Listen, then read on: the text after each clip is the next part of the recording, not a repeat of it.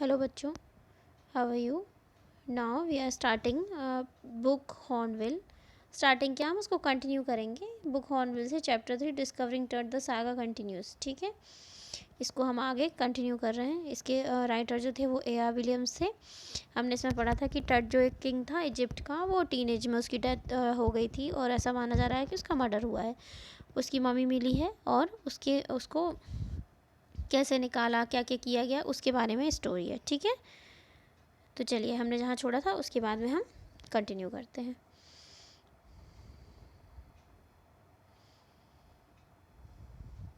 Yes, यहाँ तक हमने पढ़ लिया था कि टट को जब बरी किया गया था, दफनाया गया था, तो उसके साथ में उनका मानना था वहाँ के लोगों का कि आफ्टर लाइफ एक नई लाइफ होती है और उसकी ज़रूरी चीज़ें, उसकी फेवरेट चीज़ें जैसे बोर्ड गेम था, ब्रॉन्ज रेजर था, उसके अंडरगारमेंट्स और उसका फूड और वाइन तक वहाँ पे रखा गया था। ठीक है, अब आगे देखते हैं। After month of carefully recording the pharaoh's funerary treasures, Carter begin investigating his 3 nested coffins. तो क्या हुआ कि महीनों तक पूरी रिकॉर्डिंग हुई कि जो फेरोन्स, वो जो राजा था, उसकी मतलब जो अंतिम यात्रा का जो खजाना था, है ना, वो सब उसकी बहुत अच्छे से पूरी रिकॉर्डिंग केयरफुली हुई। और उसके बाद में कार्टर ने आगे उसका जो कॉफिन था, मतलब जो ताबूत था, उसकी इन्वेस्टिगेशन शुरू कर दी। ठीक है, 3 लेयर का जो ताबूत था उसका। Opening the first he found a shroud adorned with garlands of willow and olive leaves। तो जब पहली लेयर खोली गई तो उसमें क्या है, एक श्राउड, एक कपड़ा बिछा हुआ था जो कि पूरा सजा हुआ था, या जिस पे थे गार्लैंड, मतलब गुच्छे थे, मालाएं थी फूलों की, ऑलिव लीव्स की, और वाइल्ड सेलरी, ये भी एक फ्लावर है, लोटस पेटल, कमल की पत्तियां थी, एंड फ्लावर्स, मक्के के फूल थे। ठीक है, the faded evidence of a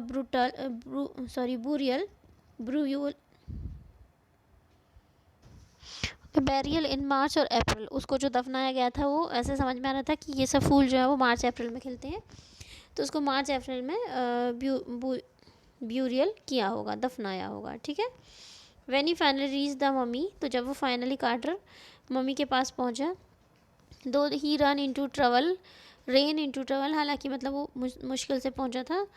the rituals resins had had hardened. तो वहाँ पर रेजिन्स मतलब होता है किशमिश, तो उनका होता होगा कोई रिवाज जिसमें उन्हें वो किशमिश में दफनाते होंगे, तो वो जो है वो बहुत ज़्यादा एकदम, अब 3300 ईयर्स जब कोई चीज़ रखी रहेगी तो उसकी क्या कंडीशन होगी, और बहुत सारी रेजन होगी, तो वो पूरी जम चुकी थी। ठीक है, cementing to the bottom of his solid gold coffin. तो उसके जो गोल्ड का सॉलिड कफिन था, उसको उस पर वो रेजिन जो थी, जो किशमिश थी, उसकी वजह से एकदम जैसे सीमेंट से वो जमा हुआ हो, ऐसा हो गया था। No amount of legitimate force could move them, मतलब कितनी भी ताकत लगा लो, कुछ वो मूव नहीं कर पा रहे थे, उसकी बॉडी को निकाल नहीं पा रहे थे। Carter wrote later. अब क्या किया कार्टर ने, एक लेटर लिखा वहाँ अथॉरिटीज़ को अपनी, कि what was to be done, अब क्या करना है बताइए। तो the sun can beat down like a hammer this far south in Egypt. Egypt में साउथ में सन जो है वो, मतलब उसकी गर्मी इतनी ज़्यादा होती है, इतनी ज़्यादा कि वो हैमर का काम करेगा, तोड़ेगा, वो शायद इसको बीट कर सकता है, तोड़ सकता है। The Carter try to use it for loosen the resins. Carter ने ये भी किया कि वो पूरा कैफिन जो है वो लेके आ गए, उसको धूप में रखा कि वो शायद थोड़ा सॉफ्ट हो जाए, लूज हो जाए, है ना। For several hours he set the mummy outside in blazing sunshine. कई घंटों तक वो मम्मी को वहाँ चमकते हुए धूप में रखे। That heated it to 149 degrees Fahrenheit. 149 degree Fahrenheit तक वो तप गया, इतना गर्म हुआ। नथिंग बस्ट, कुछ टूटा फूटा नहीं। लेकिन he reported with scientific detachment that, तो उसने फिर साइंटिफिक पूरे रीजन दे के लिखा, that consolidated material had to be chiseled away from beneath the limbs and trunk before it was possible to raise the king's remain। तो जो मतलब जो मटेरियल है उसको छेनी हथौड़े से निकालना पड़ेगा नीचे से, तभी वो उसका लिम्स और मतलब पैर और ट्रंक वगैरह उसका निकल पाएगा, तभी राजा को हम निकाल सकते हैं वहाँ से, उसने ऐसा बोला। ठीक है, ओके, यहाँ पर एक सी दिया हुआ है बट मुझे लगता नहीं इसकी अभी कुछ खास इंपॉर्टेंस है ना। अगर लगेगा मुझे, ये यहाँ इजिप्ट वगैरह दिखाया गया है, मुझे कुछ लगेगा तो मैं फिर आपको बताती हूँ, ठीक है। इन ओके, इसके आगे देखते हैं। In his defence Carter really had little choice, मतलब इन, और इसके अलावा कार्टर के पास में बहुत कम चॉइस थी। If he hadn't cut the mummy free, अगर वो मम्मी को फ्री करके नहीं निकालेगा, काटेगा, तो thieves most certainly would have circumvented the guards and ripped it apart to remove the gold। तो क्या होगा कि यहाँ पे जो गार्ड्स वगैरह हैं सब उनको, चोर जो है वो रिश्वत दे के, पैसे दे के मना लेंगे और उसको चोरी करके ले जाएंगे मम्मी को, और उसको तोड़ फोड़ के निकाल के सारा गोल्ड ले लेंगे। In Tut's time, the royals were fabulously wealthy, and they thought or hoped they could take their riches with them। तो पहले के समय में क्या होता था, रॉयल जो राजा लोग होते थे वो बहुत ज़्यादा पैसे वाले होते थे, और वो लोग सोचते थे और आशा करते थे कि जब वो मरेंगे तो वो अपना पैसा जो है वो अपने साथ ले जाएंगे। फॉर इस जर्नी टू द ग्रेट बियॉन्ड्स, मतलब यहाँ इस ज़िंदगी के बाद जो इसके आगे जो जर्नी है उसके लिए वो काम आएगा। King Tut's was lavished with glittering goods, जो राजा था टट वो पूरा सजा हुआ था, उसके पास सब कुछ था और बिल्कुल चमकती हुई शानदार चीज़ें थी, है ना। प्रीशियस कॉलर्स, इनलेड नेकलेसेस, बड़े महंगे महंगे से कॉलर्स, ड्रेसेस थे, शानदार नेकलेसेस थे, ब्रेसलेट्स थे, रिंग्स, है ना, आर्मलेट्स, सेरेमोनियल एप्रन, एप्रन कोई जो पार्टीज में पहनता होगा वो, sandals, shields for his fingers and toes, ठीक है। तो उसके पास बहुत सारा चीज़ें थी, है ना, जो यहाँ मैंशनड है। And the now iconic inner coffin and mask all of pure gold, और इसके अलावा वो जो शानदार सा एकदम बढ़िया सा कैफिन था, और जो एक ऊपर उसमें मास्क बना था जिसे लोग छू छू के देख रहे थे, है ना, वो सब प्योर गोल्ड का था। टू सेपरेट टट from his adornment, Carter's men removed the mummy's head and severed nearly every major joint। तो उस बॉडी को निकालने के लिए फिर क्या हुआ, कार्टर के लोगों ने उसको वही तोड़ तोड़ के उन्होंने निकाला, और उसके हेड और सभी जॉइंट लगभग जो थे वो खुल गए थे, मतलब वो टुकड़ों में निकला कुल मिला के। वंस दे हैड फिनिश्ड, तो जब वो सब पूरा कर चुके, they reassembled the remains on a layer of sand in a wooden box with padding that consolidate the damage, the bed where Tut's now rests.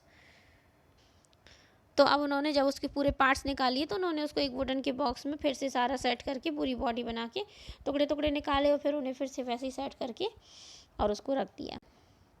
Archaeology has changed substantially in the intervening decades, focusing less on treasure and more on the fascinating details of life and intriguing mysteries of death। तो जो archaeologist होते हैं जो ये सब खोज कर रहे होते हैं ना पुरानी चीज़ों की, उन लोगों की जो टेंडेंसी होती है या उनकी जो मेंटेलिटी होती है, दिमाग होता है ना, वो अलग चलता है। उन लोग को क्या है कि उनको खजाने वजाने से कोई लेना देना नहीं है, क्या पैसा मिला कितना, इससे उन्हें कोई मतलब नहीं। अगर उन मतलब वो रियल में करते हैं तो वो क्या है, बस वो अट्रैक्टेड किससे होते हैं, वही जो चीज़ें मिली हैं, कैसे मरा, कैसे डेथ हुई, क्या हुआ होगा, ये सब वो सब जानने में वो ज़्यादा इंटरेस्टेड रहते हैं, ठीक है। It also uses more sophisticated tools including medical technology. Okay, ये सब करने के लिए वो एक से बढ़ के एक बढ़िया शानदार से मेडिकल की चीज़ें भी यूज़ करते हैं, टेक्नोलॉजी यूज़ करते हैं। In 1968, more than 40 years after Carter's discovery, an anatomy professor X-rayed the mummy and revealed a startling fact। तो 1968 में more than 40 years after Carter ने ये जो खोज करके वो जो मम्मी निकाल ली थी उसके 40 ईयर्स के बाद में एक एनाटॉमी के एक प्रोफेसर थे, एक्स-रेड, है ना, प्रोफेसर एक्स-रेड उनका नाम था। तो उन्होंने मम्मी को देखा और कुछ फैक्ट्स बताए। With the reason that cake has his chest, his breastbone and front ribs are missing. तो वो जो रेजिन से बॉडी निकाली गई थी, मम्मी निकाली गई थी, उसमें रेजिन के नीचे उसका उस केक में, मतलब वो मटेरियल में पूरे में उसका चेस्ट का पार्ट, उसकी ब्रेस्ट बोन, उसकी छाती की बोन्स और फ्रंट रिब्स, आगे की पसलियाँ सब मिसिंग है। मतलब बॉडी में काफ़ी सारे पार्ट जो है वो मिसिंग हो गए हैं। Today diagnostic imaging can be done with computed tomography or CT, by which hundreds of X-ray in cross section are put together like slices of bread to create a three. Okay, today diagnostic imagine can be done with computed tomography. तो आजकल tomography और CT scan, आप जानते होंगे CT scan एक उससे raise डाली, वो एक टीवी में देखा होगा कभी कभी। Wait I am showing you, wait. Okay, see these are the pictures of CT scan. ठीक है, ऐसे पेशेंट को उल्टा देते हैं, ये सर्कल है, यहाँ से इधर से I don't know proper, but कहीं से तो भी एक्स रेज निकलती हैं, और वो रेस क्या है जो पूरी बॉडी पे, शायद ये जो यहाँ पर दिख रहा है ना साइंस, यहाँ कहीं से वो रेस, जहाँ जहाँ कभी जिसका, जैसे ब्रेन का किसी का होना, तो ब्रेन के उससे वो पूरी रेस गुजरती हैं और उसकी एक इमेज बना के देती हैं। ठीक है, थोड़ी सी इमेजेस देखते हैं, शायद अगर आपने किसी ने, जो लोग बायो पढ़ रहे होंगे ना, दे कैन अंडरस्टैंड प्रॉपर, और बाकी लोग भी देख के समझ जाएंगे। ये उसकी पिक्चर्स बन के, जैसे हम कैमरे के सामने खड़े होते हैं तो हमारी पिक्चर वो क्लिक करता है कि नहीं, तो ऐसे जब ये रेस डालते हैं तो बॉडी के अंदर जो जो भी स्ट्रक्चर्स हैं जैसे वो दिख रहे हैं, तो उनकी ऐसे पिक्चर्स क्लिक करके देता है ना। ये देखिए ब्रेन की सीटी स्कैन है। ठीक है, so this is CT scan. तो वहाँ पे टट का भी, जो भी बॉडी उसकी मिली थी ना, उसका सीटी स्कैन किया गया। तो सीटी स्कैन में क्या होता है, by which hundred of X-rays in cross section are put together like slices of bread to create a three dimensional virtual images body. तो अब उन्होंने यहाँ पर मैंने आपको सिंपल डॉक्टरी वाला बताया कि सीटी स्कैन जब बीमार किसी पेशेंट का करते हैं, यहाँ टट का जब किया गया था, तो ये वाला जो होता है आर्कोलॉजिस्ट करते हैं। इस सीटी स्कैन में क्या होता है कि एक्सरे जो है वो ब्रेड के स्लाइसेस की तरह 3 डायमेंशन में जब वो बॉडी पे पड़ती हैं, तो वो एक मतलब आभासी, इमेजिनरी एक वर्चुअल बॉडी बना के देती हैं कि भाई वो इतना लंबा होगा, इतना मोटा होगा, ऐसे उसके हाथ होंगे, गोल गोल फिंगर्स होंगी, लंबी लंबी फिंगर्स होंगी, है ना। तो ऐसे एक वर्चुअल बॉडी बना के वो वो कंप्यूटर पे दिखने लगती है ना। तो ऐसे उन्हें टटकी बनाई होगी सीटी स्कैन करके। What more would be CT scan reveal of टट देन द एक्सरे। तो कोई एक्सरे से भी ज़्यादा और सीटी स्कैन से भी और क्या क्या पता चलेगा। And could it answer two of the biggest question. और शायद सीटी स्कैन जो है वो एक्सरे से ज़्यादा 2 बड़े सवालों के जवाब दे दे, जो अभी भी सवाल ही थे। What did he, how did he died, वो कैसे मरा था, and how old was he at the time of his death, वो अपनी डेथ के समय में कितने साल का रहा होगा। ठीक है, king Tut's demise was a big event. तो जो टट था वो, उसकी वही मम्मी का मिलना, उसकी सीटी स्कैनिंग, ये सब कुछ करना बहुत बड़ा एक मतलब इवेंट की तरह था। Even bye royal standards he was the last of his families line. Okay, तो यहाँ पर एक जो लाइन थी, यहाँ पर डिमाइज था, मतलब कि उसकी डेथ है ना, तो वो बहुत बड़ी बात थी। इवन बाय रॉयल स्टैंडर्ड, राजसी मतलब स्टैंडर्ड्स में भी बड़ी बात थी। He was the last of his families line, वो अपनी फैमिली लाइन का आखिरी था। And his funeral was the death Ratle of a dynasty, मतलब एक बहुत बड़े राजवंश की, मतलब उनका पूरा चला आ रहा था, है ना, सालों सदियों से वो लोग राज कर रहे थे, सेंचुरी से, है ना। तो उसके अंत की मतलब शोर था, उसका जो फ्यूनरल, उसका जो अंतिम संस्कार जो हुआ होगा वो। But the particulars of his passing away and its aftermath are unclear. तो मगर वो क्यों, कैसे मर गया, क्या हुआ था, और जो क्या मतलब उसके साथ क्या क्या हुआ, उसकी डेथ को लेके, वो सब चीज़ें अभी भी क्लियर नहीं थी। ठीक है, चलिए यहीं तक करते हैं। अब मैं आपको हार्ड वर्ड्स बताती हूँ। Wait,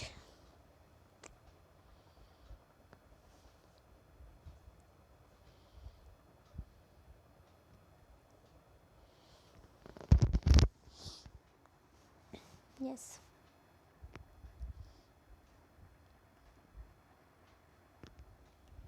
funerary treasures investigating, shroud adorned, garland, faded, burial,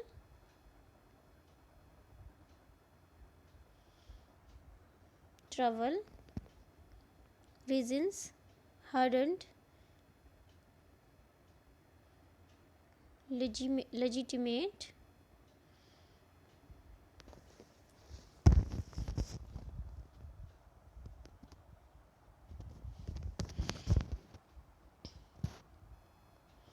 blazing,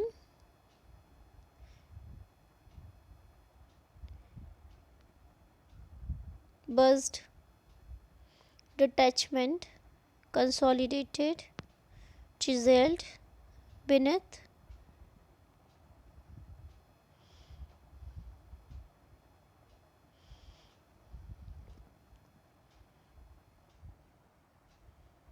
circumvented, certainly, ribbed, fabulously, lavished, glittered,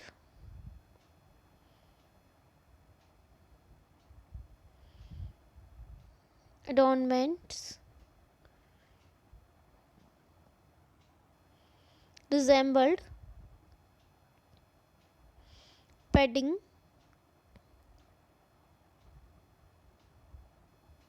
concealed, archaeology अगर हो गया तो छोड़ दीजिएगा, substantially, intervening, fascinating, intriguing, mysteries, sophisticated, anatomy,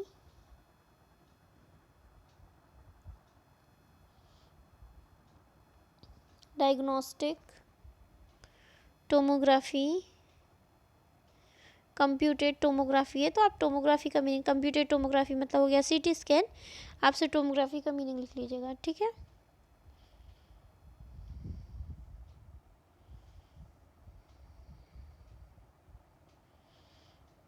lingering,